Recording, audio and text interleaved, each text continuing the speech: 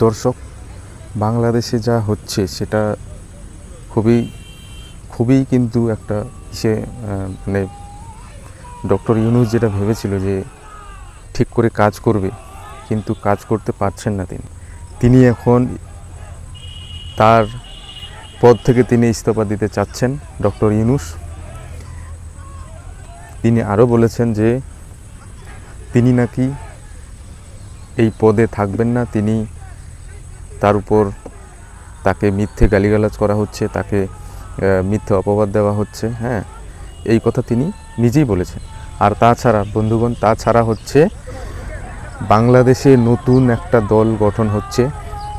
হ্যাঁ, সেখানে দলের প্রধান নাহিদ ইসলাম, তিনি একটা মানে বাংলাদেশের জনতাকে নিয়ে একটা নতুন দল ঘোষণা করেছেন শুক্রবার দিন।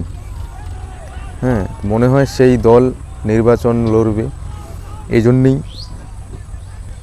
আর এইদিকে ডক্টর ইউনূস মানে মোহাম্মদ ইউনূসের বাড়িতে ঘেরাও করছে তার সৈন্যরা, মানে সেখানকার বিএসএফ যে প্রধান তিনি নাকি আবার আওয়ামী লীগের খাস লোক, সেই সেনাপ্রধান। হ্যাঁ, সেটা নিয়ে ডক্টর ইউনূস খুব চিন্তিত। এখন সেটা বোঝা যাচ্ছে যে তিনি ইস্তফা দিতেও পারেন, সম্ভবত 100% আর কি ইস্তফা দেওয়ার একটা বেশি আর কি বলছে লোক ওখানে।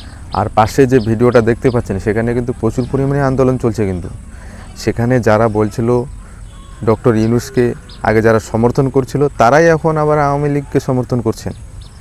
তারাই এখন পাল্টিবাজ হয়ে গেছে।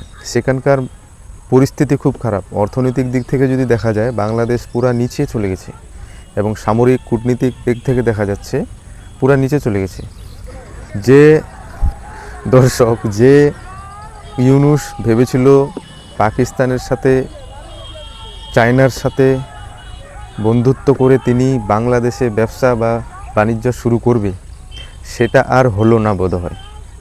হ্যাঁ, সেটা আর হলো না, কারণ সেখানকারই লোক এখন আন্দোলন করছে ডক্টর ইউনূস নাকি সুদখোর, ডক্টর ইউনূস নাকি একটা খারাপ ব্যক্তি, এইসব তাকে মানে মিথ্যা অপবাদ দিচ্ছে, সেটা ডক্টর ইউনূস বলছে। তো বাংলাদেশের অবস্থা যদি দেখা যায় খুবই নিম্ননীয়। তো আমি এটাই বলবো বাংলাদেশের বন্ধুগণকে, যে তোমরা তোমাদের দেশকে কতটা নিচে ফেলে দিয়েছো, কতটা পিছনে তোমরা, তার সত্ত্বেও নিজের দেশের কথা না ভেবে ভারতকে আক্রমণ করার চেষ্টা করছো তোমরা।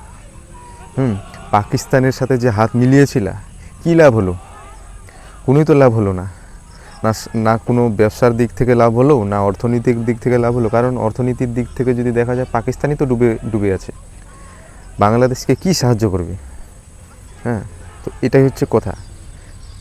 আর একটা কথা, বাংলাদেশে যেই শাসকই আসুক, যেটা নতুন দল গঠিত হলো সেটাই আসুক, বা বিএনপি আসুক, বা আওয়ামী লীগ আসুক, যেটাই আসুক, আমি বলে দিচ্ছি বাংলাদেশ উন্নতি হবে না। কেন হবে না? কারণ বাংলাদেশের জনতাই ঠিক নেই। বাংলাদেশের জনতা যদি আজ ঠিক থাকতো, তাহলে আওয়ামী লীগ সরকারই ঠিক করে দিতে পারতো। আর এতটা ঋণ বাংলাদেশের উপরে আছে, এতটা বোঝা উপরে আছে, হ্যাঁ, বাংলাদেশের লোক ওটা কিছু বুঝতে পারছে না। সাফ শুনে নাও, বাংলাদেশের লোক শুধু শুনতে বা বুঝতে পারে কোনটা, ভারতের দিক আক্রমণ। হ্যাঁ, আর বাকি সব বুঝতে পারছো তোমরা কি বলতে চাচ্ছি, এই হিন্দু মুসলিম।